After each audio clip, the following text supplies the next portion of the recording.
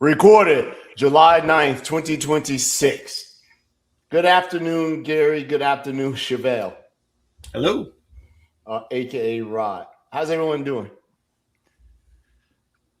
You really want to know? Do you really want to know? Do I really want to know? Yes. Does a one-legged duck swim in a circle? I think a one-legged person runs in a circle. That's a thing. Or even, well, if you think about it, even just a person with one leg shorter than the other, they're going to run in a circle too. You know what? That makes the best track runners. I always figured that that's what's the case, right? Yeah. If you can get your leg just at the right size, the one leg, and you could be like the fastest runner around that track. Yeah. Just get in the first lane and just lean. Just like NASCAR. Ovals and not circles? Yeah. Oh, yeah, that is a thing. Circle, oval would be harder, I think. You'd have to, I don't know how you'd accomplish that. Yeah, that's the thing. Well, NASCAR does it. They do, but, and I have read that at the end of the race, the car is actually, because of the tires, they are angled a certain way. I think they changed the setup to angle it. Yeah, I've walked on a NASCAR track down here in Georgia. It is an angle, and I've done a NASCAR experience. The car is actually pinning in that direction with the shocks and stuff. Yeah, those cars, man.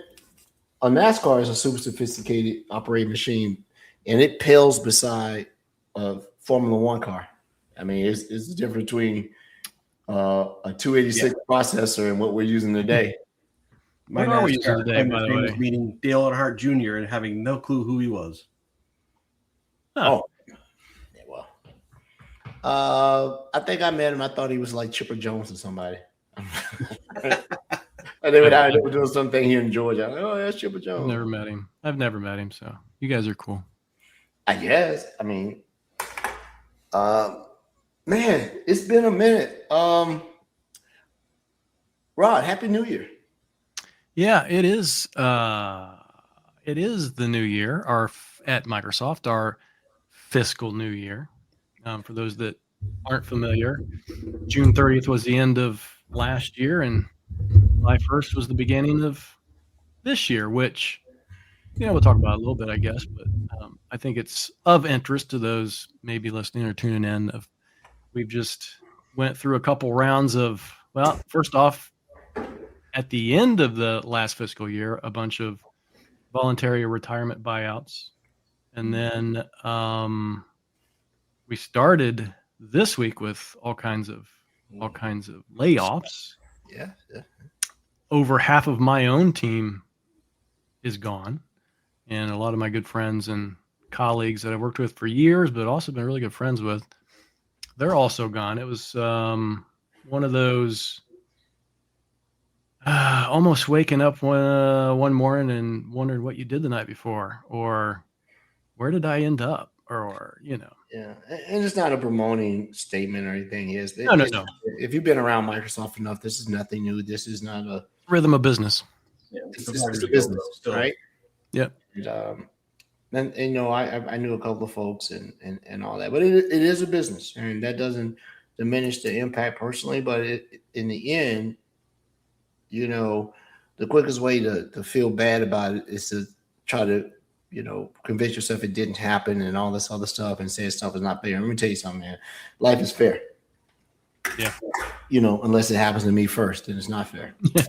But, it does diminish it. And this is not unique to Microsoft. I think that if anything, Microsoft delayed a lot of this where other big companies were doing it, and they were doing it with less compassion. I mean, UPS did it, Google did it, Meta did it, everybody else has done it.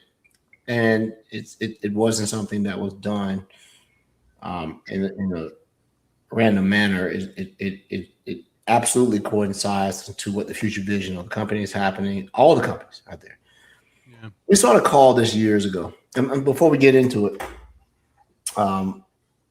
it's not going to be the mainstay of this. So let's talk about how the show is here. So first of all, Frank's on vacation yet again. We were graced to have our reoccurring and soon to be, permanent host, Gary. If we can trick him into it, we try to get him to read. We try to get him to sign the contract without reading it. and you keep seeing the paper, and I'm like, there's nothing on it. It's invisible ink. You have to, when you sign it, the words come. That's right. I'll start out with you, Gary, and then we'll get back to that. And then the topic of the day is we don't have any guests this week. I just wanted to sort of maybe set the stage to talk about something somebody asked me, and it's sort of like it's been an ongoing conversation, not just in my place of employment, but across my peers out in the cybersecurity realm and partners and other businesses and players. But before we go there, Gary, how you doing? What have you been up to, man? Oh, actually, I've been working with Agent 365 a lot. Really? And in 24 hours, I will also be on vacation. In 48 hours, I should be down on the ocean. Congratulations. Thank you. You're gonna be diving in the middle of the ocean. I won't be diving. I'll going down to Emerald Island, North Carolina.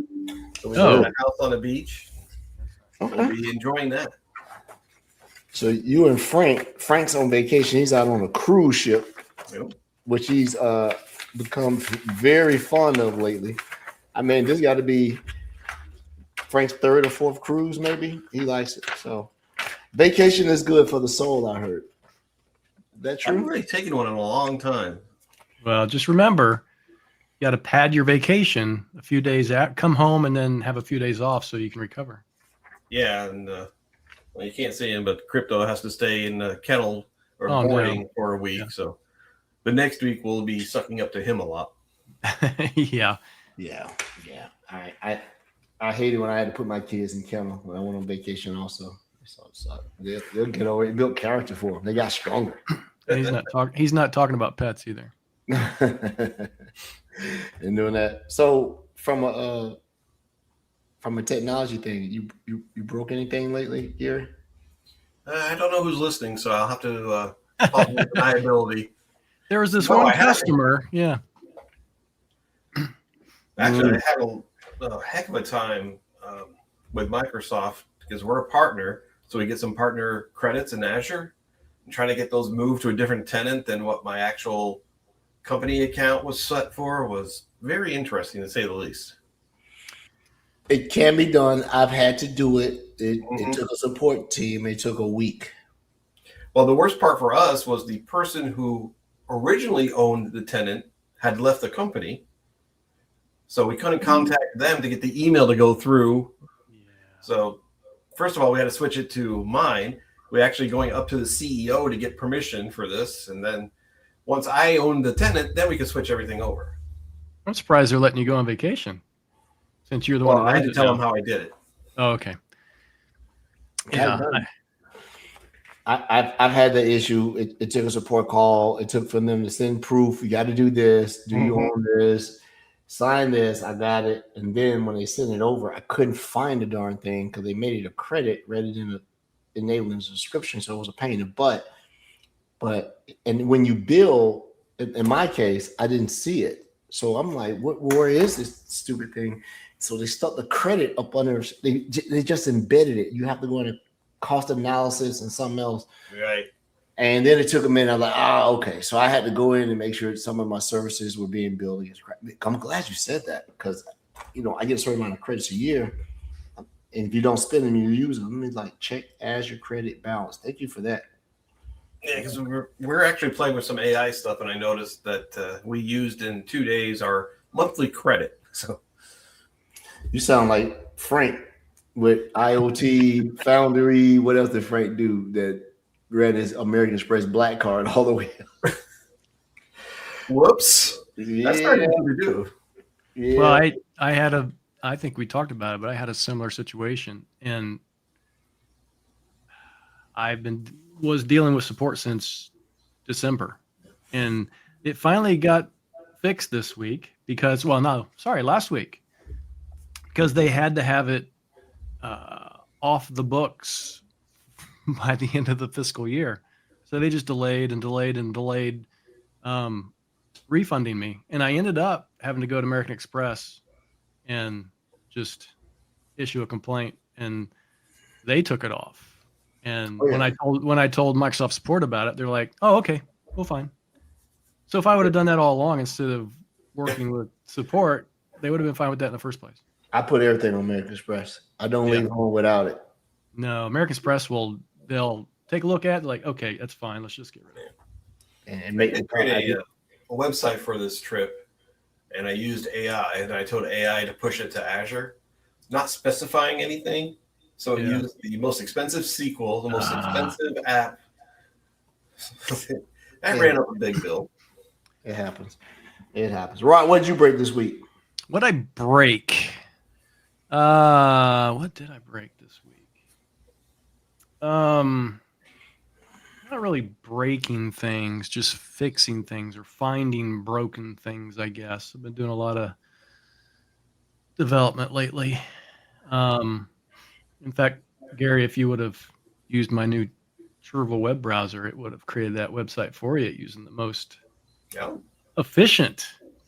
And in fact, most of the things I've been working with these days is not Azure because of the support issues I've had since December. Vercel is like one of the best for websites and things like that. And it's really easy to push. So I've been using Vercel quite a bit. But no, like I said, I've just been doing a lot more development lately, especially around AI, trying to kind of take AI and agentic AI to the next level. I think industry-wide, where I think a lot of people are getting stuck on AI as a response mechanism, as a chat bot versus what it actually can do. So that's where I'm focused. All of my work stream is on getting AI to do things for me in more of a trusted, vetted manner, so I can trust it instead of just using it as a silly chat bot. Yeah, I same thing. I'm making sure that you give it the best possible. When I say that AI, opportunity to succeed, and if you spend more time fact checking the response, then something else is. Yeah. Which brings up an interesting thing, and it's something I've had a discussion recently, and I'll just interject this, then we can get into kind of the main topic. Everybody's talking about securing AI or AI for security, particularly the security for AI, and everybody's kind of focused on the things everybody knows about or the things everybody talks about. Prompt injection, using corporate data in chatbots and things like that. But what people don't talk about is the truthfulness of AI and the hallucinations and being able to vet that. That's actually the biggest security risk that you find with AI, and at least I am, is that you can't trust the responses 85% of the time, because the data sources that most of these LLMs are sourced on top of, they have such rigid guardrails around certain topics that you're never going to get a complete answer or the correct answer. You're just going to get half answers, and you're going to go with that and think that's the truth or that's the response that you're supposed to carry along with, and you're going to make some very silly missteps. And there's only a few service providers that don't do that don't put those strict guardrails on. Yeah, I agree. And you said something. I don't know if you actually said this, but I'll put it in my byline here. Well, it sounded like you said this. I just put it in my thing. AI will kill your lawn. Yeah, it will. It will, man. Because I told me to do something out there. Now my lawn is suffering. Big shout out to my manager trolling me on the podcast today, but that's okay. I had a pretty good call today with a customer. I did some Agent 365, which is my thing. I am an AI architect engineer that does cybersecurity, and I think that's the thing. That's the rest of what our show is about today. No guest today. Yeah. And I thought we should address it because I've had some really good conversations with partners. Rod, you and I talk. Gary, you and I don't talk enough, but we're both so busy. We'll fix that. Now you're on the show. And so I love going out doing data analysis. Maybe I'm not even a cybersecurity guy. I find myself in my later age becoming an economist. There's the economics of everything, right? Economics is actually data sets, data mapping, data points, really, and extraction of emotion, unless you want to do a data set mapping emotion to probability, but causation is not correlation, right? Where it may be. But I had several people say, hey, the realm of cybersecurity is advancing at a rate that it's all like track and field, right? You put two things out there and you tell one person that you're running a half marathon, you tell the other person you're running a 5K, they're going to perform different. You put them at the same start line, and Rod knows this. Rod's a big runner, right? If you line me and you up on the track, Rod, and I whisper in your ear, this is the distance, and I whisper in my ear, this is the distance, the way you perform and the way you go out and the way you approach training, the way you do this, it's the same thing. Yep. So someone asked, is cybersecurity still a thing in the world of AI? That is the topic of the show. Or is cybersecurity still a thing? Just leave it at that. Is cybersecurity still a thing? That's a good question. First of all, we have to find Freeport. Who bombed us? That must be Rod doing something. Rod, is that your family? No, that's not me. I don't know what's going on. Should we bring him on? Who could Yeah, let's see what it is. So I just jumped in. Somebody just jumped into the thing. Who's that? Now we're in the show. Here we go. We're in a restaurant. It's, Hi to everyone. is it Frank? It's Say Frank. Hey, Frank! Woo, woo! Say hi, Connor. Hello, my favorite band. Myself, so there you go. All right. Have a good show, guys. See ya. All right. They were looking at him like, what did you just do? What do you do? Frank show bomb. I was like, wait a minute, Frank's on a cruise ship. I didn't know what that was at first. I thought it was like an OnlyFans. I was afraid. Remember, we got show bombed on Discord a couple of things early in the years in the show. People would dive into our thing like, how did they get in? So let's go back to that. All right. Yeah. All serious. Because the people want to know. Before we ask if cybersecurity is a real thing, let's define cybersecurity. That's it. What is, and what is it today? Not what we think it has been or what we think our job is today, but what is cybersecurity? I mean, it's definitely changed in even just the last decade from what it used to be. Yeah. In my mind, from what cybersecurity is or was, or maybe what it should be today, there's certain aspects or certain workloads in cybersecurity that just literally should not exist today. Triage should not be a role or a job, right? As long as we've always talked about from like a Sentinel perspective, as long as you have proper signals and have all the signals and all the data, that was at least our line for a long time. If you have all the data from everywhere, then you're going to have enough signal and you're going to be able to determine whether that thing is an actual thing or a risk in your environment. However, those individuals, mostly junior analysts, will still spend all day looking through those signals to determine if that thing was a thing. When we can use AI today, just literally to go through that triage component and expose those things that those junior analysts can spend 30 minutes on instead of all day long. Mm-hmm. So in my mind, there's things like that. Triage should not actually be a thing anymore. But you were just saying that AI is wrong 80% of the time. How are you going to know if it's right if you don't do a triage?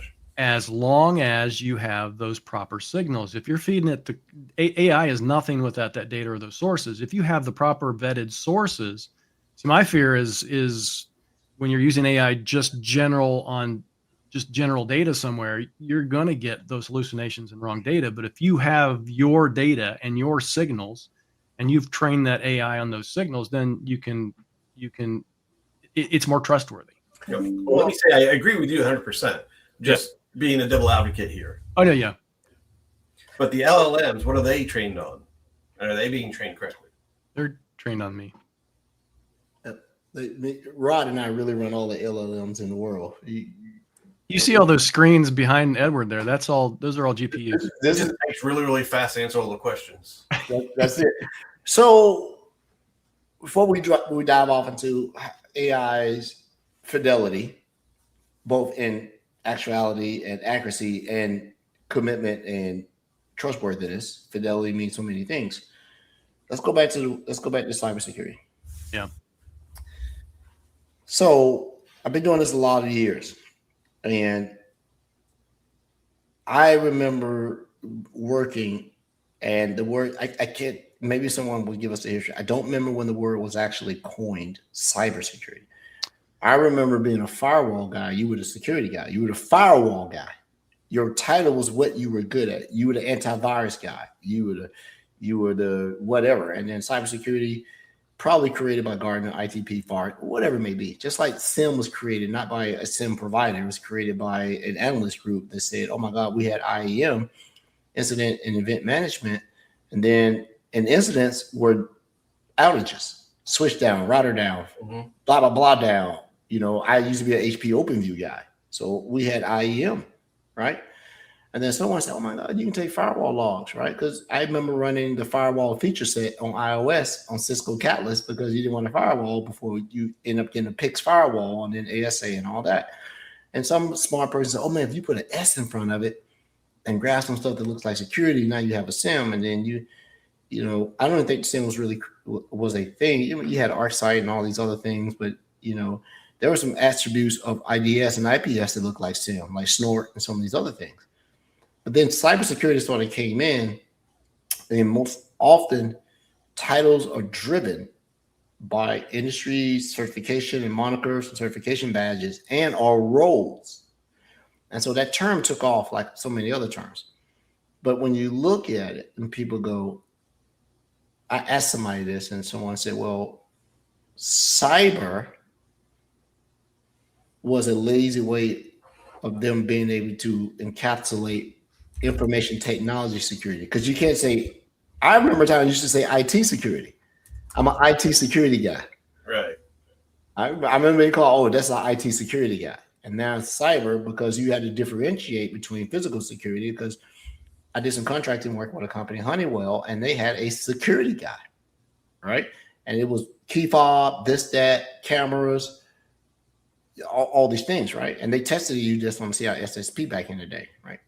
So cybersecurity was a term that was used to differentiate between physical security and other security mechanisms that were directly related to information technology and technology that wasn't in line to traditional security. So be as it may. The cybersecurity as we know it still exists in a manner that it in my humble opinion, it became productized. You had to say cyber in these things. So does it exist? Let's say, does it still exist in the way it has been advertised over the last 7 years? Then I'll move on to the different thing. I mean, this show I specifically said was a show of highly opinionated facts. Using that thought process, you should put cyber in front of everything, right? Cyber shopping, yeah, cyber whatever. So maybe it's just wholesale security. Well, if someone wants to look it up on their model of choice and throw it in the chat, you can. Oh, I did. Okay. Yeah, cybersecurity came from 1989. Popular articles. I asked Chervil, by the way, because I built Chervil and it's vetted. So it says, William Gibson coined it. 1984 novel Neuromancer.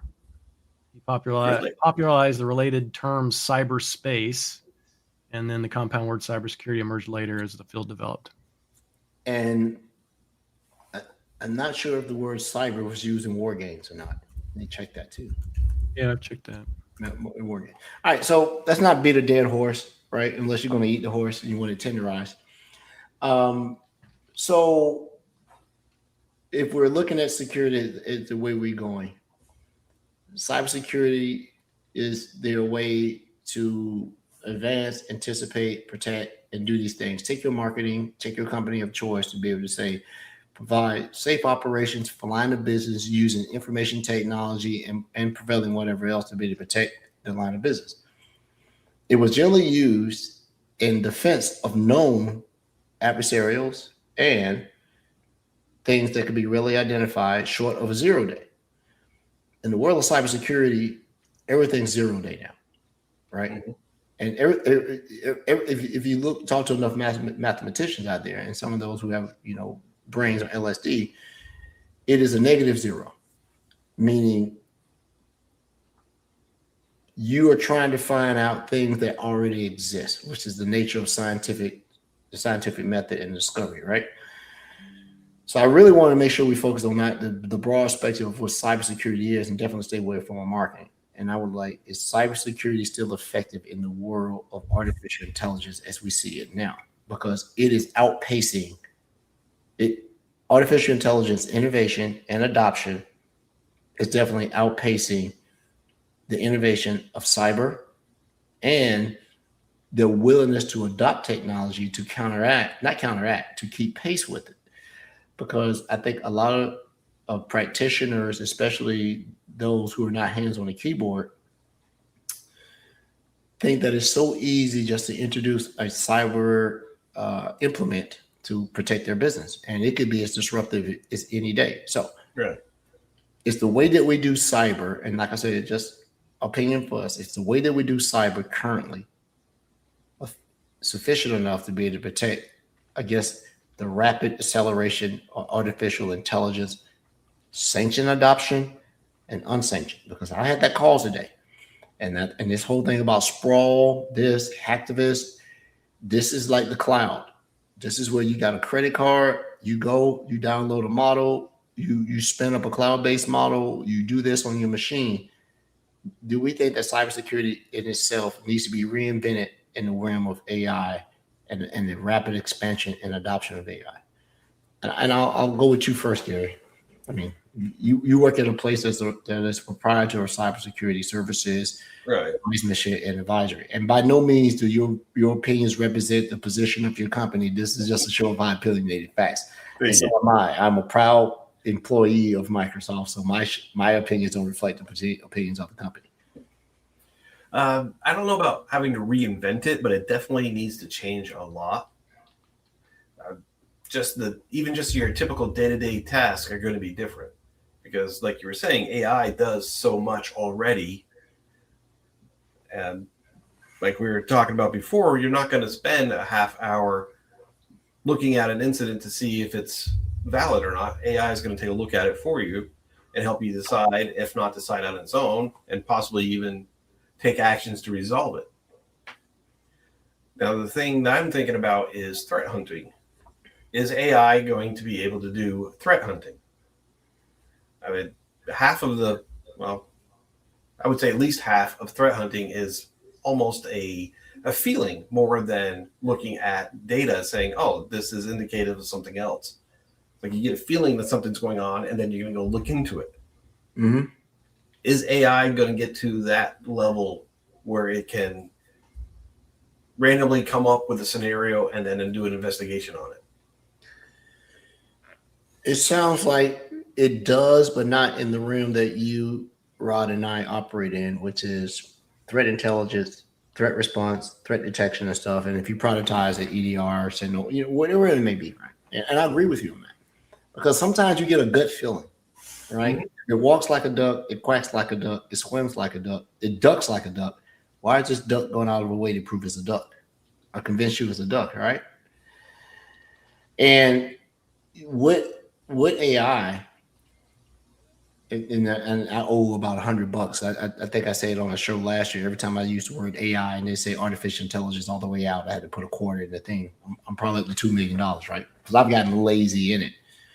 I think we said it when we had Women in Cyber Month a couple of years ago. We were talking about security Copilot. You can't say AI, you have to say artificial intelligence. But I'll pay the cost of doing the work. That money can buy me more tokens. You're starting to see a proliferation of more companies. And I talked about this to some well-known partners, some people I respect in the industry, some senior level people. And it says the way you want to determine how the landscape is the skill sets that you seek out in your hiring thing, right? Either skills that you can buy, because when you hire someone, you're buying them. You're buying their skill set. Don't feel like you're buying someone's skill set. There's no different from buying a basketball player, a soccer player, or somebody who can do these things. You are commissioning them. You're buying them to be able to do this particular thing, right? It is affecting a way that security stakeholders are buying talent to be able to come in, either talent that you have, or they believe that you can develop, or you can help them to develop the skill set to be able to do it. It is alarming how when I say we, the industry is trying to address this while saying, in one hand, what side of your net, cybersecurity is going to be the answer for this. And we had a complete year that all we talked about was security Copilot, right? We've had big wigs on, Microsoft, other parties, partners, and everything else. And we sort of predicted that they were going to go away from the way that Copilot was operated to an agentic engine model, right? And then it powers all these engines.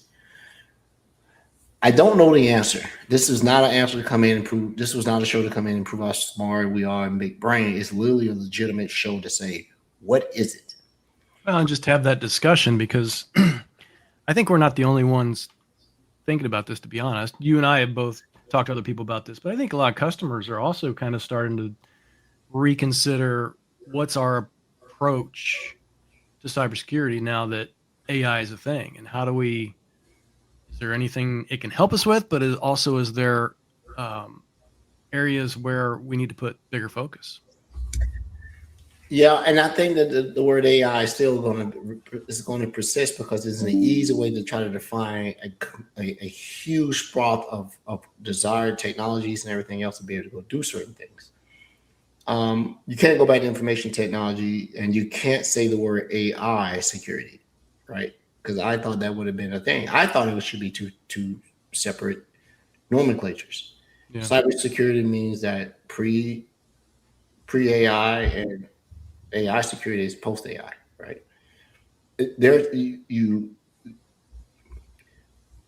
look at the way technology is adopted. When you look at them, when you look at economics, you always hear these two terms, macro and micro. And I was telling someone on my nonprofit, the way that we've been successful, we look at the medium economics, not macroeconomics, not microeconomics, mid-economics.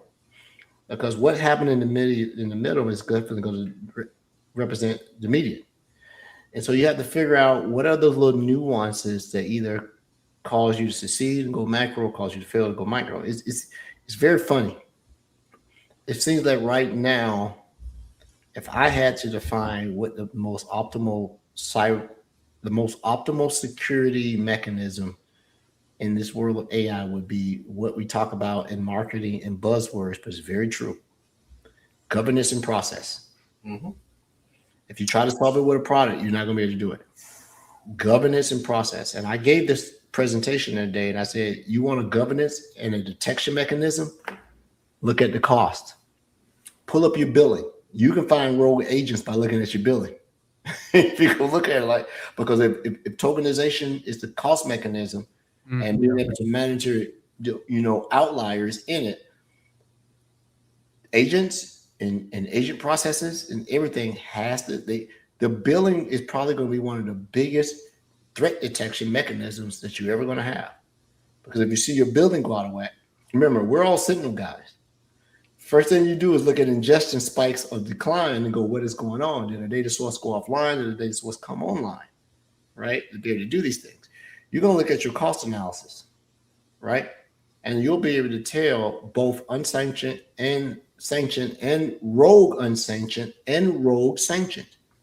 So you can have a sanctioned agent that's rogue, meaning I'm allowing you to run artificial intelligence in my environment, but I didn't give you permission. So the environment is saying you can, but I didn't give you permission to do it. You're going to have sanctioned and be able to do it. So it all costs. It all costs, though. It all costs. Yeah. And so when you start putting cost analysis in your detection mechanism, it's going to save your butt sometimes. It would be nice if there was like a rogue agent policy. We don't charge for rogue agents.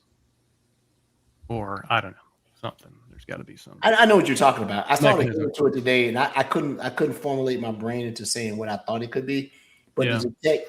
to take budget outliers. Now, in the Microsoft product, inside of, if you go to Agent 365, go over to Agent, go to cost management, and look down, you can meter the cost of tokenization use on roles, group, individual users, and email. I had to figure this out for a customer. You can do it. Yeah. I'm like, oh, this is slick, right? You can just do it in here. And I showed it, and the customer, like, I didn't know you could do that, because their biggest thing was they had the procurement person on the call. How do I control costs? And luckily, I had already written a document, and I pulled out the cost estimate, and I said, here you go. I knew this was going to come up. And so when you take the people who are not directly IT, who can come in and say, hey, man, I just got a bill. What are you guys doing on the AI side? And we're not running that many agents. It's got a bill for $50,000. Something's running. Then you go look, and you got, oh, this agent's running an infinite loop. It should have decommissioned itself automatically, and it did. Now you got this bill, but it's a detection mechanism. Monitor your spending, because it was inherent. They're not free. If it's running, and the famous words of somebody, what course I took, malware can hide, but it must run. I think that's right. It can hide, but it must run. Is malware if it doesn't run? Got to run, right? It has to run, otherwise it's just sitting there. It's dormant. Yeah. That's the same thing with these agents. So you just need an agent to report on the other agents. Yeah. Well, I mean, Just a watcher. yeah, I mean, that could happen. I mean, that's probably what you need, but I think the bigger thing there is just putting a cap. Put those price caps on in Azure or whatever. So yeah. And the thing is, I talked about it today in my presentation. Agent masqueraded and agent monitored other agents, right? So yeah. What I want to tell to all our listeners is that there is no right answer. Nobody has the answer, because, as frontier as you want to be, you're still chasing, right? And so what you have to do is get more people in the room than those who are just supposedly in charge of this technology. Because when you get a diverse mindset about what this thing is supposed to do, my wife always comes up with some of the weirdest things. She said, why don't you guys do this? I'm like, I didn't think of it. She said, you and Rod and the rest of y'all are so smart. You can't. I'm like, I steal so many ideas from her. I'm like, you're right. And so she looks at it from a consumer standpoint, right? And when you listen to a consumer, or someone who's being inconvenienced by the technology, they would give you insights, because now shadow IT doesn't exist, right? That's an old nomenclature. It's shadow AI, and we have to assume that AI is encompassing of the technology behind it, because shadow IT, as I said 4 or 5 times in the shows we've had over the 7 years we had. Shout out to Security Insights Podcast, episode 295. We'll be at 300 soon. Shadow IT and shadow AI is a result of low cost to do it. A credit card is the reason you have so much cloud sprawl. You go spin up a tenant, put a credit card. Shadow IT is because so many departments all of a sudden got budget, and they didn't want to go through the procurement process. So if I need a SQL server, I need a license, I needed this, I need a server. I'm not going through procurement progress and getting or somebody told them no. Or someone told them no. Yeah. It is the direct reflection of someone telling you no, and you having a credit card and said, I'm not going to wait to you. I'm going to go to Best Buy and go get me a server, put up under my desk. I got to get this done. Easier to get forgiveness than permission. That sounds like an old Navy term. It's easier to ask for forgiveness than it is for permission. Oh yeah, and you not just Navy, by the way. Yeah, and so we're running into this, and we can lament about this as much as we want, but this is the new reality, right? I think as I evolve my career and I look at what I'm going to do the next 7 years, right? Maybe 10. I don't know. I said this, Ron. You and I were talking today, Ron. I talked to someone else. You're going to see a less determination and dependence on being a subject matter expert than you're going to have to be a domain expert. You're going to have to really emulate what your customers are doing across the domain. I did a call today, and something told me. I had the whole script ready. I did this, and then all of a sudden, I just happened to check my email, and I saw something. I had no idea. The meeting. The initial call was 7 people. No, 4 people. And there were 15 to 17 people on the call. And they said, we have our security people here. We have a developer team here. We have our AI. I'm like, so I had to be able to convey all of this information. So I went to the common denominator of what was the main topic and quickly touch upon what was the importance of each one of them. And as I thought I was floundering, I don't know if this guy knew me. He threw me a softball. He said, "Well, Edward, how is this manifested inside the tables that I can watch the Sentinel?" I was like, "Oh Lord," he gave me a question. Please, thank you. And I answered the question, and he's like, and then I got his name right because everybody gets his name right. That's impossible. I know, right? So how did I get his name right? But we're looking at it, man, and this is an exciting time for whatever company you work for. And I'm excited to hear work at Microsoft about this, right? Because you have the ability that you can actually jump out front and do the wrong thing, but it's still the right thing because it takes courage to lead. It takes a lot of courage to lead. Yeah. Right? Yep. And when you go out there, courage takes the ability to fail or have a semblance of failure. You know, Raw, you know my thing about failure. I don't believe you can ever fail unless you refuse to try or you're not given another chance. Unless getting out in front was actually a cliff. Well, and you still don't fail. You just warn everybody else, stop running. Learn to fly real quick. Yeah, like Edward the Lemming. I've been a lemming in many things in many organizations. I will go first, and let's see what happens. So I look at the subject matter expertise thing as something that won't dissipate as the market matures, and you need someone to be able to do a very specific thing. But I'm starting to see whenever I want to look at whether technology is going to advance, and I think I told Rod, go look at the job postings. Go look at the people that they're hiring. They're hiring for more people who have potential. Can you tell us what we don't know, and can you be brave enough? But again, can the senior leadership team be brave enough to see and say, we don't know, but we can't stand still, and we got to be able to go do it. And we coined the phrase frontier company and all this other things. But you got to be a thought leader and a risk taker and someone to be able to do it. It is not so much that the CEOs of companies are being able to do this because their risk factors are extremely different from what we have. They're betting on the future of a company to be able to be the thought leaders of a certain thing. But later down the anthill to the worker ants and the worker bees, it is, will I recommend or will I be responsible for implementing something that someone else made a decision for me and I got to make it work, right? So I'll go back to the original thing.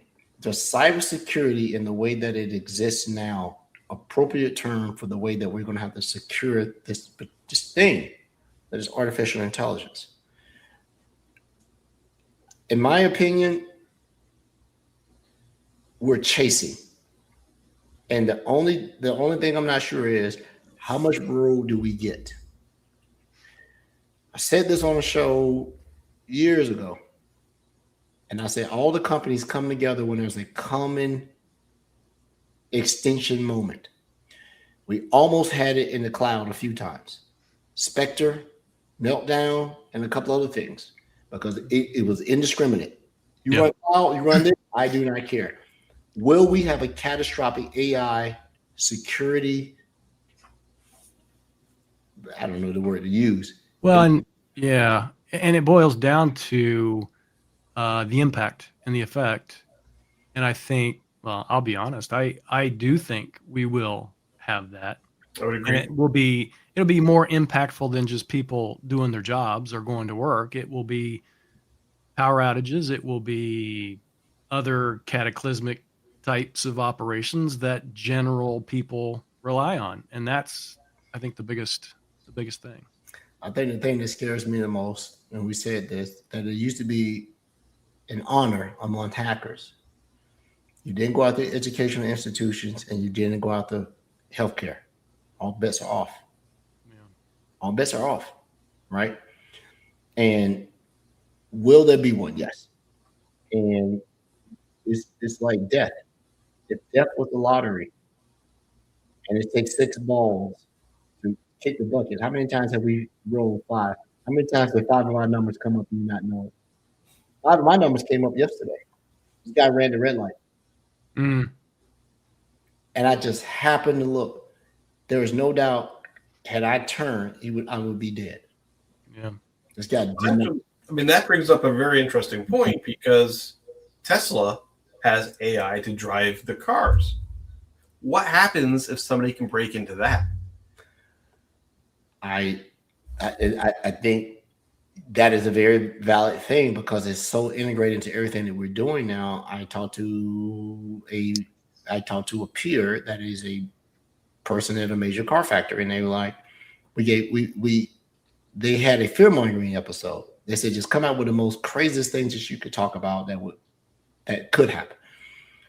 And I said, I'm going to jump into your production and I'm going to change the welding time on your automation from 5 seconds to 3 seconds on a critical weld on an engine part. I may not have caused physical life-threatening damages, but once it's found out, you're going to have a major recall, and it's going to affect your line of business. So AI may not be the catastrophic thing that brings physical harm to everyone, not even economic harm at the small factor, but for companies, think about it. If I have a highly regulated industry and I can prove that I broke your regulation and things, you're done. We've already seen it with this life cycle hacks that started with SolarWinds or something. Well, I can't even think of the term right now, but software lifecycle development stuff. And when I can change to say that now none of the code can be trusted, it can't be trusted. And so all these things that are coming out here about scanning repositories and doing all these things, I had a call about that today. Surprisingly enough, I knew the answer doing the research. But it is opened up a huge amount of opportunity for those who will be brave enough to think big enough, but not fear-mongering at the same time. Because I see people who call themselves subject matter experts pulling back and say, well, nobody can guarantee and nobody knows, but yet you want to get up on the stage and put no personal risk to the statements that you say. Say it. Say it. The person that gets the most respect from me is someone looks at me and says, I don't know. I'm like, that's a good answer. That's a very good answer. I will find out. I will find out. Give me a minute. Let me find out. Well, at that point, if they say I'll find out, at least they care. Right. And that's probably all you need. And you're going to have to see an evolution of your thought leadership. Either you're going to create a chief AI officer. And I think that we talked about this last year. And there are officers, there are positions. Mm-hmm. I don't know if I'd want that role. That is the role targeted for disaster. I don't know if I'd want to be the person that is a scapegoat role. Yeah, I'd take the role if I knew who I reported to. Remember we talked about the CISO role was a scapegoat role, right? Because the CISO never had a seat at the board. Yeah. It reported up. If you were lucky, you reported to the CTO.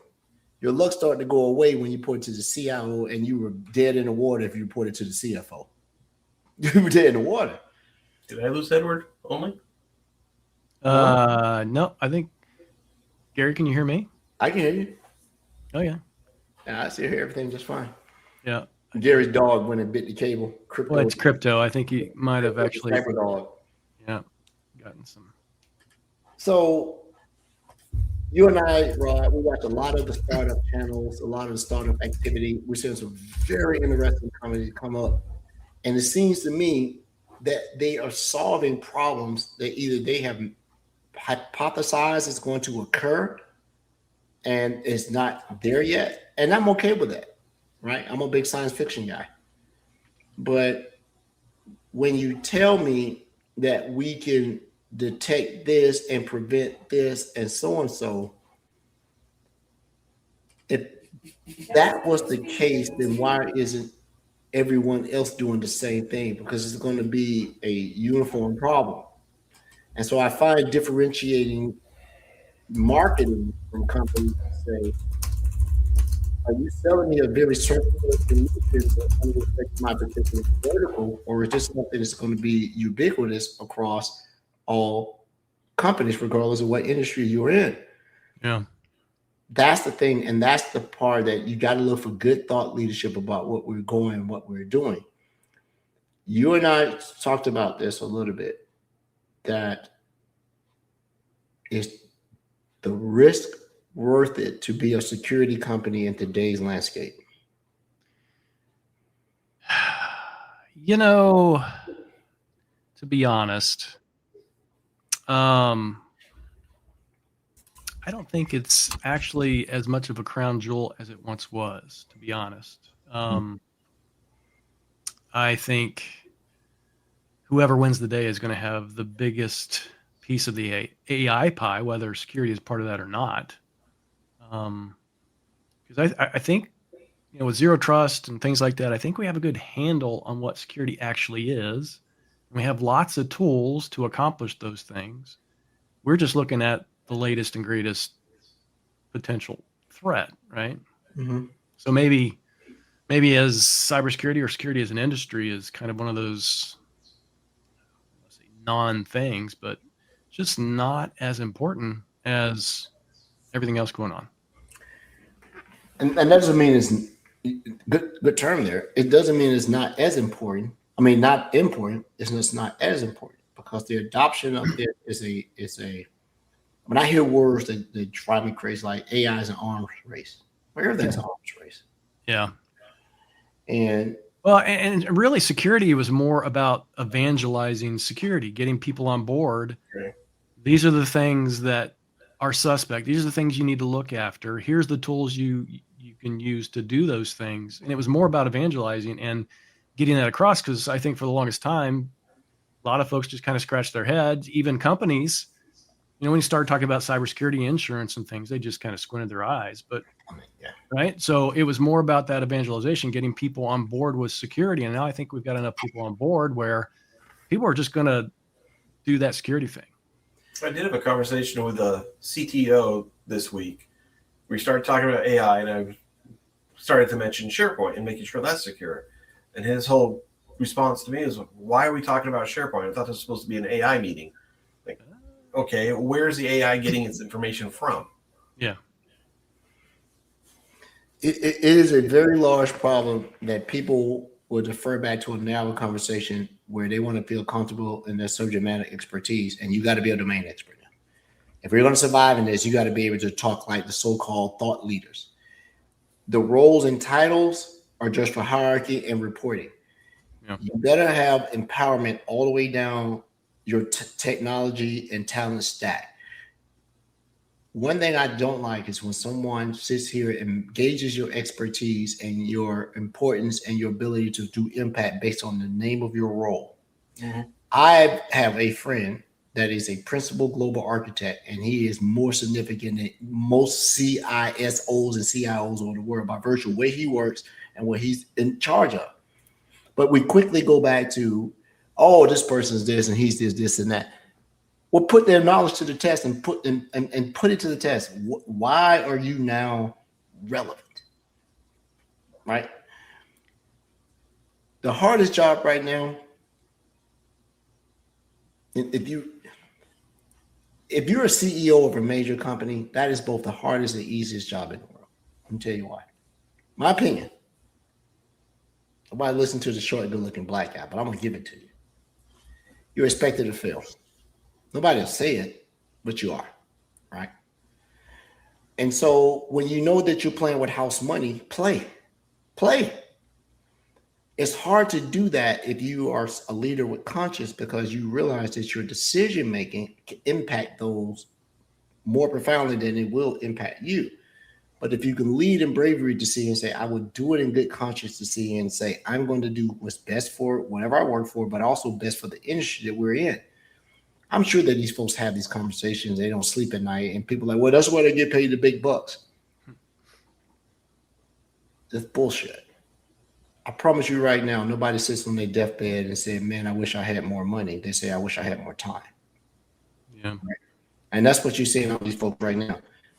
Your boy Elon, say what you want to say about him. I get it.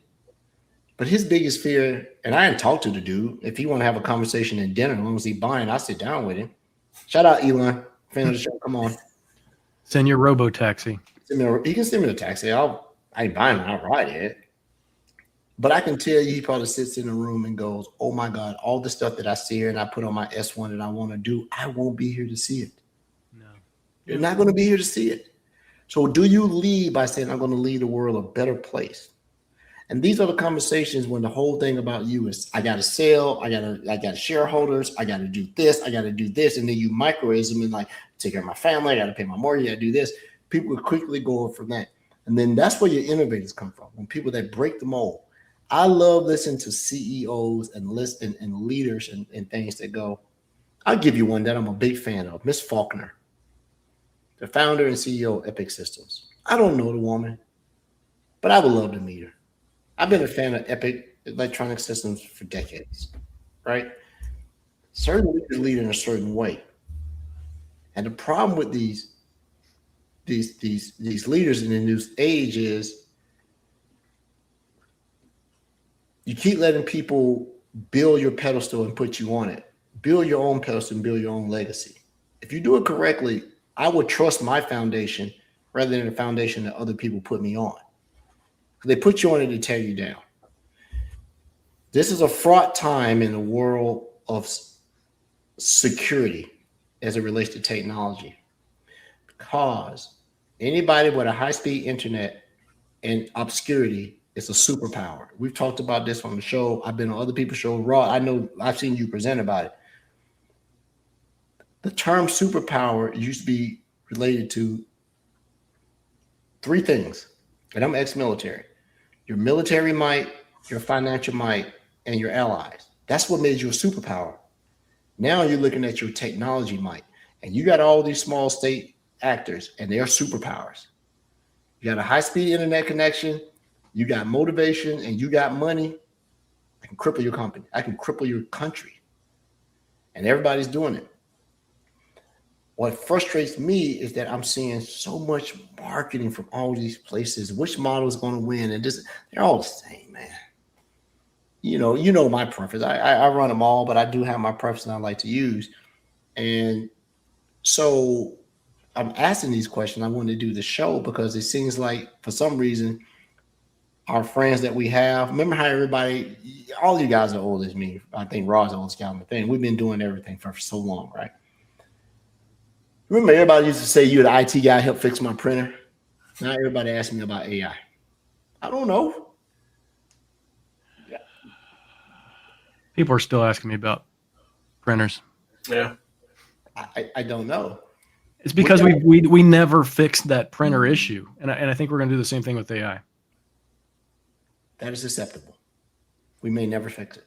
Yeah. And the thing about why you can't fix it, because we really don't know what's broken. Right? Well, because what's broken, I'll be honest, will change constantly, continuously. Quicker and quicker as we go. Yeah. Well, I don't know if that's broken, though.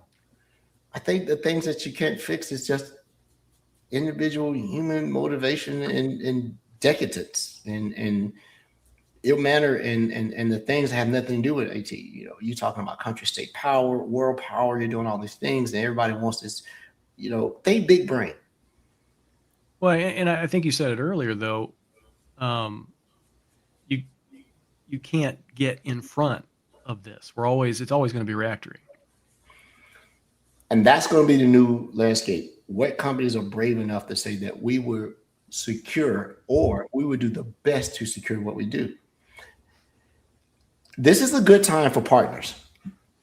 I'm going to be very partial to Microsoft-centric partners, because Microsoft is in the Microsoft channel. I was a TSP, a BTSP, worked in Microsoft LSCs, LARs, this and that. It's provided me a very good thing. I was a Ranger, Exchange. I've broken a lot. I've broken more things most people worked on, right? I think that Microsoft is one of those unique companies that they're in a sweet spot. They don't have the risk of Anthropic, OpenAI, Gemini, these, and we always name these, but we got to realize there's about 12 to 15 really large language things that we know as American and European countries, and we sort of just, other than DeepSeek, we sort of dismiss the other foreign national AI companies. But when Yeah. you look at Microsoft and you look at a company that sit where we are, that's a safe spot. Because what does Microsoft have? And I said it on the show that a lot of these companies don't have, and we've had for decades. YouTube. He said, "What?" YouTube. Google's the only other person that's in the same thing. I'm about to sort of make my unscientific and unqualified declaration on. You have a book of business. Who thought that the operating system and email will make you a superpower in the world? Email and the operating system made a superpower in the technology realm. Google is other. I remember I had a chance to work for Google way back young. How many of you guys remember the Google search engine yellow box that you put on premise? Yep. I have one. I still got it downstairs. It still fires up. When you cached the internet and brought it down over dial-up, it still has modems in the back. And the other one, that's sort of like the cousin that nobody thought that would make it and did. It's still like, how are they Meta? Yeah. Just saw today, read articles that they're getting ready to release really cheap AI to try to beat everybody out. So when you're these companies that you're able to hedge your bets because you have a book of business. You have a thing that is going to persist regardless of how this thing works. Google is a proverb. Google is a noun, a pronoun, a verb, an adjective, and a conjunction. When you can say Google, people's like, what do you mean? It's all those things, right? And so they have this thing, everything from search engine to the base model. They control a lot of the K through 12, but the entry level is low. These companies are going to be, in my opinion, going to be the most prepared to be able to do it. Now, these companies that are spending this huge amount of the stuff on it, you're really going to be at the mercy of who's going to buy your capacity now. Who's going to buy it? We're good. I'll say it over here because what I'm saying is not proprietary. Microsoft announced that they have changed away from Anthropic to using some of our own models in some of our products. Did you guys see it in the announcement? I did see that, yeah. Like, makes sense. Control the grounding of what you're doing for more accuracy of what you're doing, right? So eventually, you're going to be able to buy these data center stuff on the cheap. This circle of money that's going around, and I saw it. Anthropic didn't go public, and they're not going to go public this year. OpenAI is not going to go public, and any of these so-called, they're not. They failed for two reasons. Not fail. They missed the boat for two reasons, or the train, or the plane, whatever you want to do. Car, Uber, Waymo. You let SpaceX go first, and SpaceX was the litmus test. And immediately they came out and they started issuing bonds to raise more money. Yeah. What did Google do? They issue more bonds. I wasn't in the room, but the reason that OpenAI probably didn't go public, they probably got in front of a banker. The banker went through their books and was like, yeah. For those that are not seeing me live, I'm looking like I'm a banker reviewing your financials and your S1. Like, you're joking, right? You're joking. You want to go? Yeah. Let's hold off on that. Let's go ahead and do another round of funding. Yeah. Let's not. How are you still in business? That type of way. Yeah. So that's going on. If you work at Microsoft, you probably want to stay put, man. It's a good thing because you get to be able to do this technology. And the other thing that companies like Microsoft are able to do that's up under the radar. Google's still doing it on a small scale. Meta's doing it, and a couple of niche companies. And this is going to relate to you, Rod. Don't sleep on quantum computing. Don't sleep on it. Because I'm seeing more and more about quantum. I told you. And everybody's fixated on quantum computing, doing impossible calculations and bringing them down from the hundreds of millions of years down into years. And they also look at cryptology, the ability to break current cryptology mechanism. But think about the ability for it to be able to scale in your cyber protections by predicting. Think Minority Report. I'm going to predict what the next exploit is going to be based on technology things. Got to have quantum. So So companies that can spend on quantum who have no expectations that you are going to get return on investment. That's what this country was built on, R&D. What did we go to the moon for? To say we could do it? Oh, we were hungry. It's cheap, made out of cheese.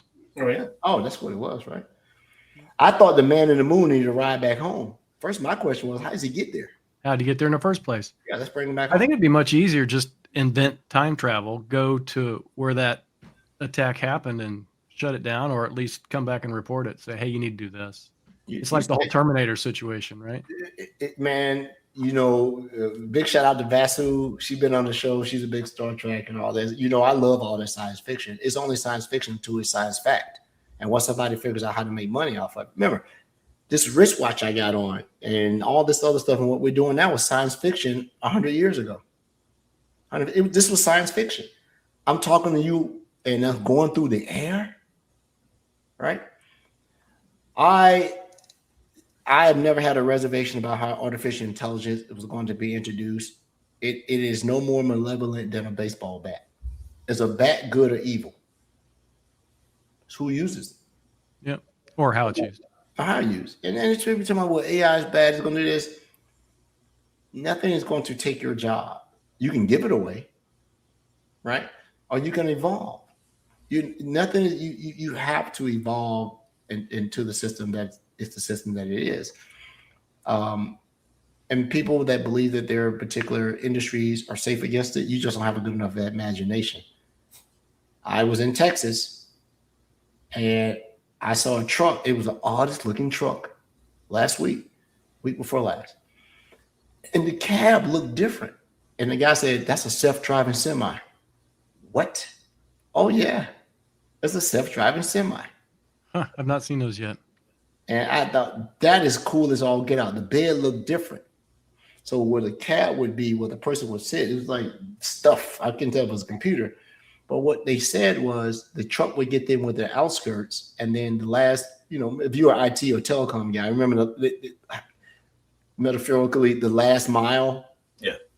It would come in and drive through the city because they did not trust a semi to drive through populated areas. But on a straight, Texas is a great place to test it. It's just miles of road.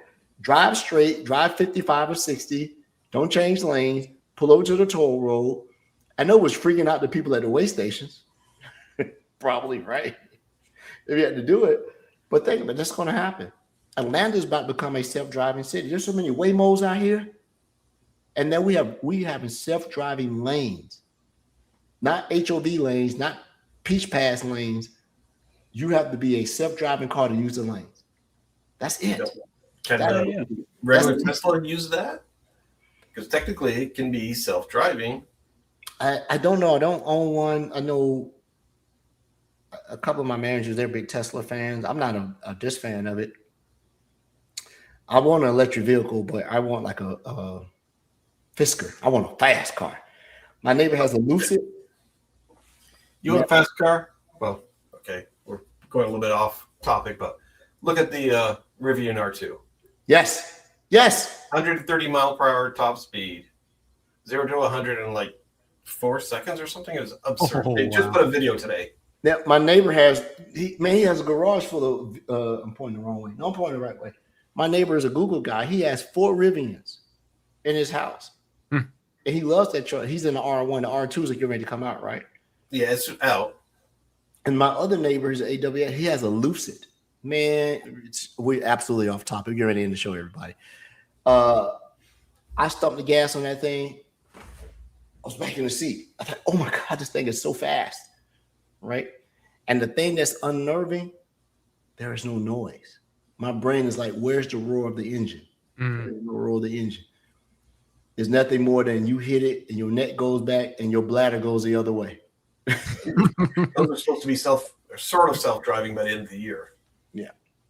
Well, I love this conversation. We stay on topic about just some things and highly opinionated. We didn't talk product. We didn't do this. It was refreshing. We waited to Frank get back. We welcome Gary Bushy. He's one of our permanent hosts. Thank you. He'll be on. We're going to have fun. We're going to get back into some more technical things. we haven't had a tech heavy month in a while where all our guests come on. It's all demos. You got to come in. You got to show your stuff, right? I learned a couple of things about our own products that I work at. That I think I'm going to write a paper on this, and maybe we have a show. How to use cost controlling and cost monitoring as a security mechanism for your AI. Yeah. I can figure out what you're doing by looking at your spend. How to set up alerts and everything. Yeah, we can write that up. Gary, you want to run with that show? Yeah, that'd be fun. Yeah, when you come back from vacation, we'll save it for you, and we all can contribute. How to use cost management and cost prediction as a precursor or a determination in your AI security. I can do it. I can tell you what is happening in your environment by looking at your spend. I know what's going on. I can tell you if you have security. I would have with that is how quickly is your spend updated? Well, that's the thing. Let's get into the nuances because you and Rob been doing Sentinel since the early days. I can look at certain things in Sentinel and make a determination that you changed this and this happened. Your data source went offline or whatever. If all of a sudden your Apollo ingestion to your connector went up, is there a bunch of deny, accepts, whatever someone changed? And so that's a good topic. Using cost management as a security mechanism in the world of AI. You can do it. And look at it. Got me thinking. Uh-oh. You could build, you could build a mechanism that counts tokens as they're being used on the client side, and it keeps a nice little tally, almost like a speedometer. Mm-hmm. Oh, that'd be kind of cool. Mm-hmm. Yeah, I'm gonna build that. I'm gonna build that too. Let's see who builds it first. I got an idea though. If I already said it, that means I already started working on it because I was scratching my head. And I'm like, because every time I say something, Rod beats me to it. And like, yeah. But I got an idea about this because I started going through, and you know what, Rod? I'm not going to give you access to my lab because if you get access to my lab, you'll see it, and then you'll go, "Oh, I see what he's doing. I see exactly what he's doing right now." I'm going to cut this off. Everyone, thanks so much for attending the Security Insights podcast. Frank is on vacation, well deserved. Thank him for popping in. Thank you, Gary, for coming on. You've been a friend of the show, man, while you were at Microsoft. Definitely while you were at Cyclotron, one of the top security practitioners in Microsoft technology in the U.S., probably the world. Thanks for that support you coming on. Rod, as always, man, you're the businessman I don't know. Well, to be honest, with all the layoffs this week, I'm probably the least busy that I've been. But now it starts to get serious again. So yeah, we're gonna get serious. Take some time off, recharge, man. We got a huge opportunity out here, man, to do some really good things, to impart information. If anybody's listening to the show and you have an idea that you want to bring on, like I said, this is a show of highly opinionated facts. There is no wrong answers here. Tech Heavy will be coming up here later on in the year. We're probably going to increase our shows back, not to 4 times a month like we used to be, but maybe 3. The people have spoken. They're getting tired of us only doing 2 shows a month, so we probably got to go back. Shout out to Gary Wilson, one of my coworkers over at Microsoft, and Daniel Daada. They're probably 2 of the sharpest individuals we brought onto the team. They know their ish, and they've come on. They flattened that learning curve out. Shout out to my manager. I won't mention his name over at Microsoft. You talking about one of the fairest guys out there. He's good. Yes, the same as Plug and his brown nose, and it's easy because I'm brown. Shout out to everybody else out here that's doing the good work, man. It ain't easy, and if it was easy, would you appreciate it? With that being said, y'all have a good night. I'm going to go cook some chicken wings and watch me some anime. Peace. It's Thursday. Chicken wings on Thursday? Yeah, chicken wings on Thursday. I ate sushi on Wednesday. Remember? When's tacos? It's not on Tuesday. That's just Tuesday. That's too easy. All right. How long have you known me, Rob? You know, it's always on Tuesday. I cook shrimp tacos on Tuesday with turkey. You know, my wife doesn't. Well, and I know why you cook so often now because the wife gives you all the ideas and you have to pay her back. So you always got something to say. Oh yeah, I remember. I'm gonna call your wife. Me and Meg are good friends. She told me, "Bro, I get you in trouble."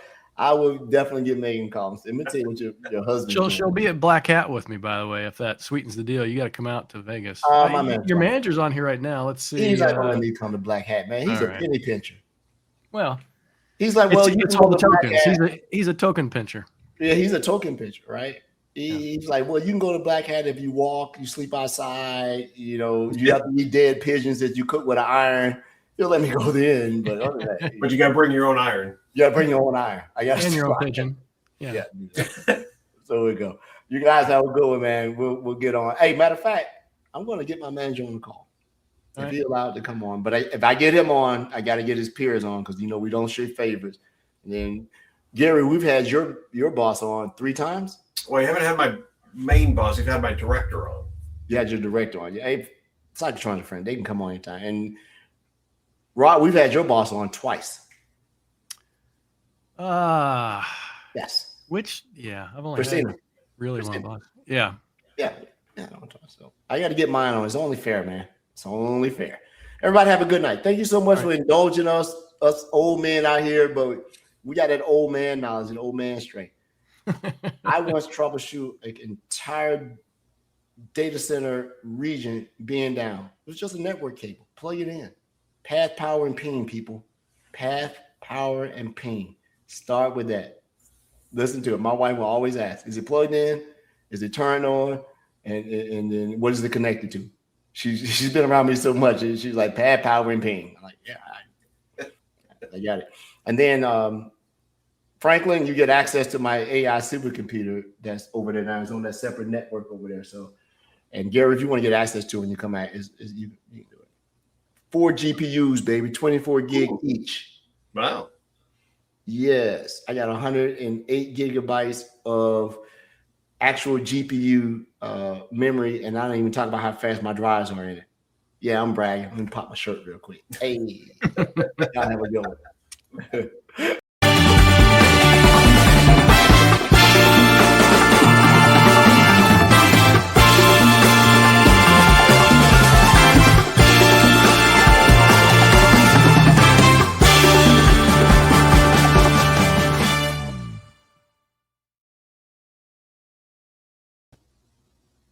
Hey, man.